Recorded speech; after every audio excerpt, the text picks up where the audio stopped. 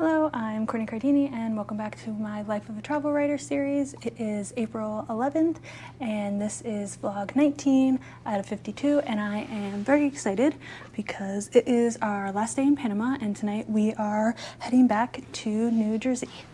So yes, we are going home. I'm very excited because at the end of the week we have the Women in Travel Summit, so I'm very excited for that.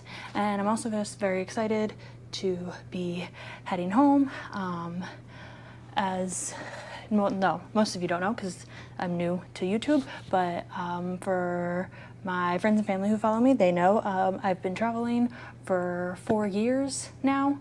The first 2 years while I was sailing on the National Geographic Resolution, and now I'm in my second year of traveling full-time with my partner, and I am tired. So even though I'm only going to be home for 3 weeks, I am very excited. I miss my bed, I miss my cat, I miss my stuff, especially a tripod.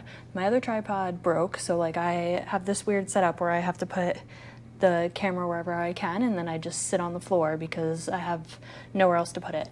So yes, so I'm very, very excited to head home, get a new tripod, because I do have one. I have another one at home. So yes, very excited for that. We have been in Panama for the last week. We flew out of Mexico. Where were we? We were in Playa, and then we were in Mexico City, so that's where we were last week, and I was very excited even though we were only there for a week. I really, really liked Mexico City. The neighborhood we were in wasn't too great, but we were 2 blocks from a park, which I really, really liked. And yeah, this is my first time in Panama and I really enjoyed it, and it is the rainy season, so we actually got away this week with I don't know if you can see now, it's pouring. You can't really tell, but it just started downpouring this like an hour ago, I'd say.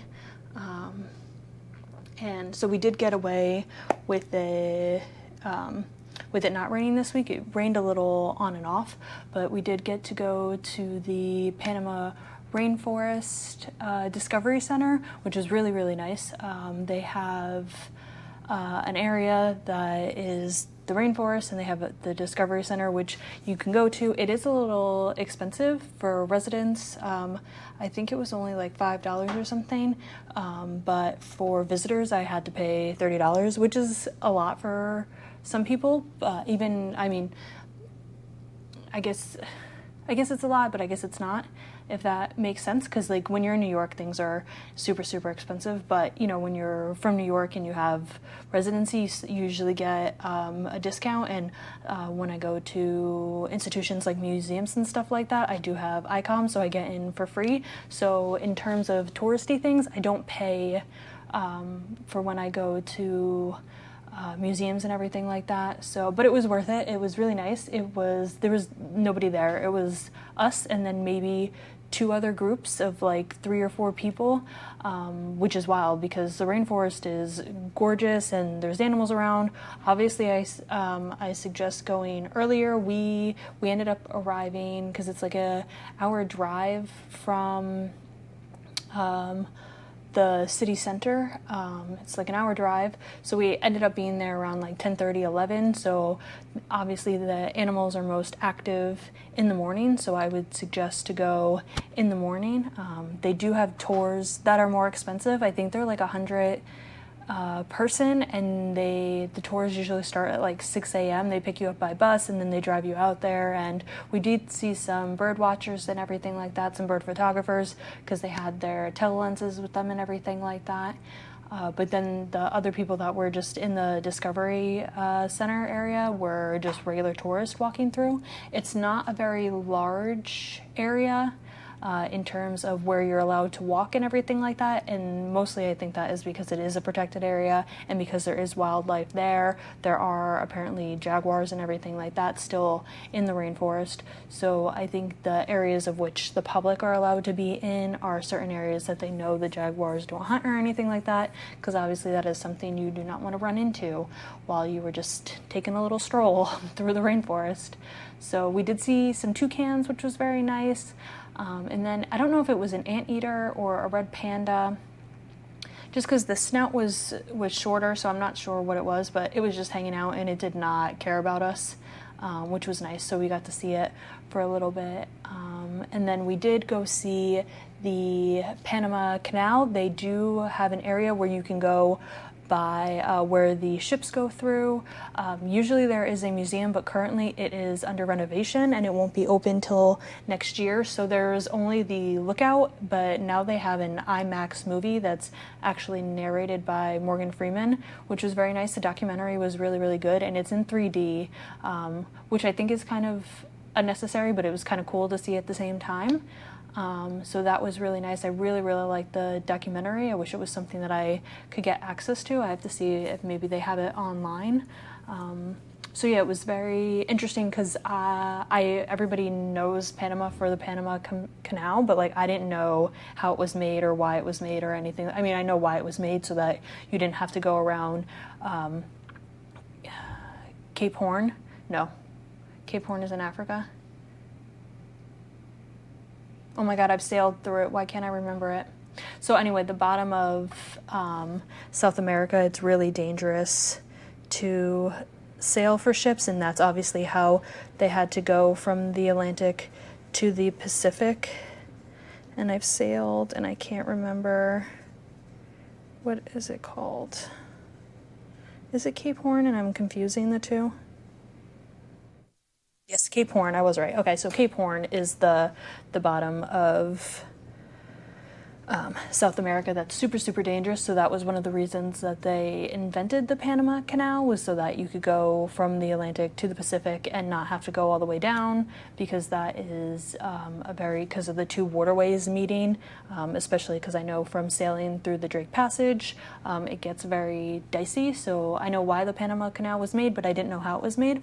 So I found it very interesting, and also because in 2007 they expanded the Panama Canal because of the fact that cargo ships were getting larger, so they had to make it, in order to keep the canal going, they had to implement a plan in order to make it larger. So that was super, super fascinating. I think I'm definitely going to be doing more research on the Panama Canal, because I feel like I haven't learned a lot about it, and there's a lot of history there. And I mean, one of the reasons that yellow fever was fixed was because of the fact that when the French first came here to make the Panama Canal, over 20,000 men died because they were getting sick from the mosquitoes.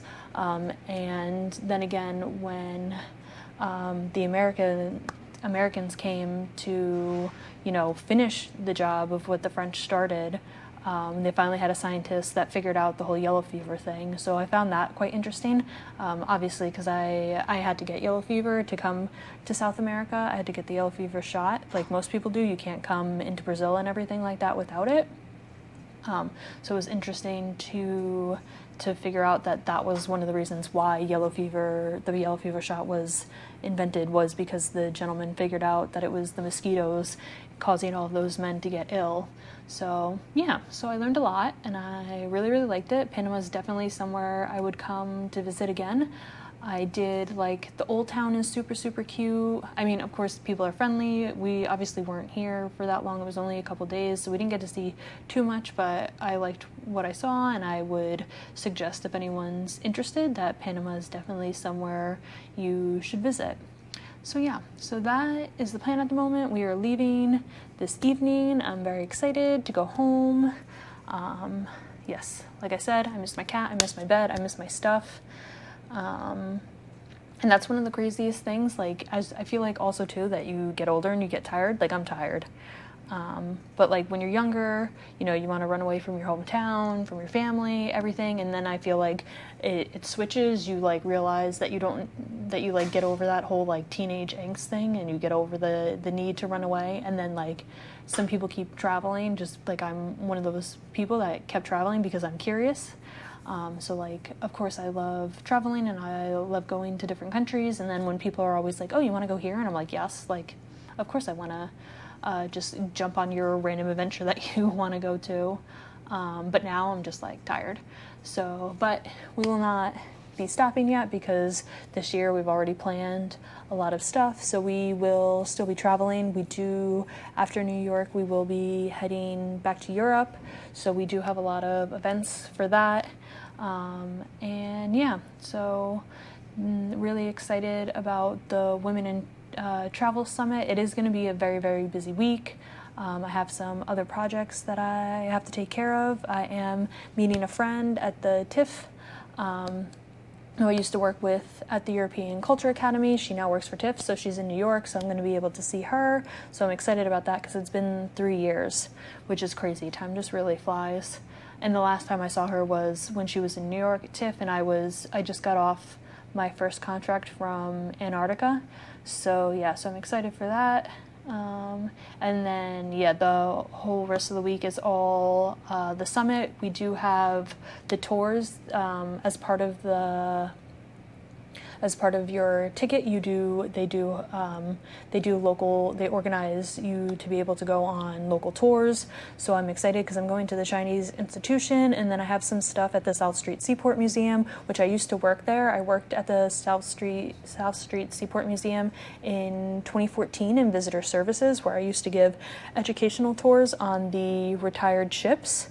Which, funny enough, one of the retired ships used to be the ship that sailed around Cape Horn and took poop. Yes, that was a big industry back in the day for birds and bats and seals. Guana is a scientific name that they have for it. So yes, the ship carried guana from Chile and everything like that and sailed around Cape Horn and would go back to the States and to other areas of the world and sell the guana for fertilizer and other things that they would use it for. And that was also a really, really big market at the time. But now obviously we have other things that we use. So I used to give tours on that ship because it was retired and it stayed at the South Street Seaport Museum, and now it's actually retired in Hamburg, which I think is where it originally was built. I think, what year is it? It's 2025. I think in 2022, yeah, 2022 or 2021, they sailed it back from the South Street Seaport Museum and brought it back to Hamburg where it was originally built. I'm sure it's because the ship is very expensive in general because it needs, if you want to continue tours on it, you have to continue to do restoration work on it. So I think that's one of the reasons that the museum sold it back to a museum in Hamburg, and that's what they're doing, is doing restorations to it and everything. But now I'm excited to see what ship they've brought in. I'm not sure what the other ship is that they exchanged it with. So I'll finally get to see that. So that's like a, what do they call it, when everything is full circle moment, is that I used to work there, and then I, sailed the same kind of loop that the ship I worked, gave tours on did, and now I'm going back to visit as a travel writer. So I'm very excited for that. So I do have some tours at the South Street Seaport. And then the conference will start on Friday, Saturday, and Sunday. So the conference itself is not that long. It just becomes a bigger chunk because you get to add the tours the 2 days before. I don't think I signed up for any tours afterwards, but we'll see. I don't think so. I don't think I did. I think I just did the ones before because I have plans with friends and family afterwards. So I'm very excited for that. A lot of stuff going on. So I definitely feel a change in the atmosphere, and I'm excited for that. And yeah, so it's going to be a long trip home because our flight isn't until this evening. It's only 5 hours, but still, when night flights aren't always the best because sometimes you can't sleep, and then you're cranky in the morning, and then I think we get in at like 5 a.m. and I have to do my global entry interview. So we'll see how that goes. That'll be helpful in terms of getting through security and everything faster since we travel full time. So standing in customs and everything like that is not enjoyable, obviously, for if you've ever traveled before. Sometimes, the one time I got stuck in like a customs line for like 3 hours. I think, I was coming back from my last contract from Antarctica to Buenos Aires, and it was like midnight, and they only had 2 people at the customs desk, and I think three planes got off at once, and it was like I waited in line for 3 hours, and it was an absolute nightmare. So having global entry would have been an absolute benefit for that. So yes, so that's my travel plans. In terms of writing, I do have some pitches that are going out, and I've been working on 2 chapters for my literary agent for my sample chapters. I got some notes back and decided to take a few weeks to revamp everything, just kind of working through some stuff and seeing, just doing research and seeing where my strengths are and where my weaknesses are. Obviously, it is a process, and it is a slow process. So I'm still hoping by the end of quarter 2, if not beginning of quarter 3, I will have the book proposal out for submission. So that is still the goal. In terms of my other 3 books, I am still working on them. I'm still working on the draft for my second travel memoir, and then my third travel memoir, which is current time. The second travel memoir is from the last year I spent traveling with my partner, our first year traveling full-time together, and then the third book is in present day, so that one is not going as fast, but it's a different perspective that I'm trying to focus on, so it's a nice skill to have. And then I am still working on my 4th book, which is my first fiction book. I've been doing a lot more research for that, and I've been doing a lot more character building exercises.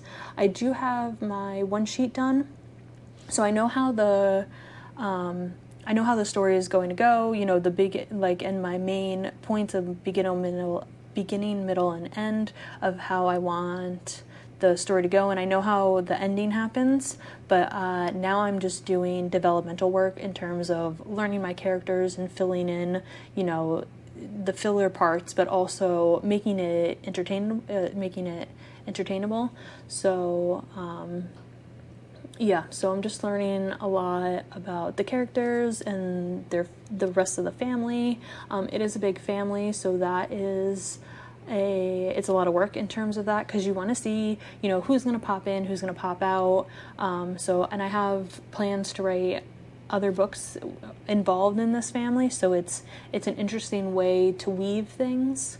So yes, so just getting through that, which is nice. But yeah, so a lot of new things coming up, very excited, a lot of travel coming up, and that's it at the moment. It is really pouring. Today's definitely the worst that it's been since we've been here. So I'm excited that we are leaving, because the rainy season is just going to get worse from here. And it's also very humid, which I don't mind. I prefer being warm than being cold, but that's just how it is. So yeah, so thank you for checking in with me this week. I can't believe it's already week 19, and I just feel like this is finally the beginning of the year. Obviously, I've said before that I don't really think of January as I do plan it out as the beginning of the year, but I don't really feel that the new year starts until spring has finally hit, and I really feel the spring is here, and I feel that energy of renewal, and I'm very excited to see where the rest of the year will take us. So thank you for checking in. I hope to see you next week, and I hope you have a wonderful week. Bye.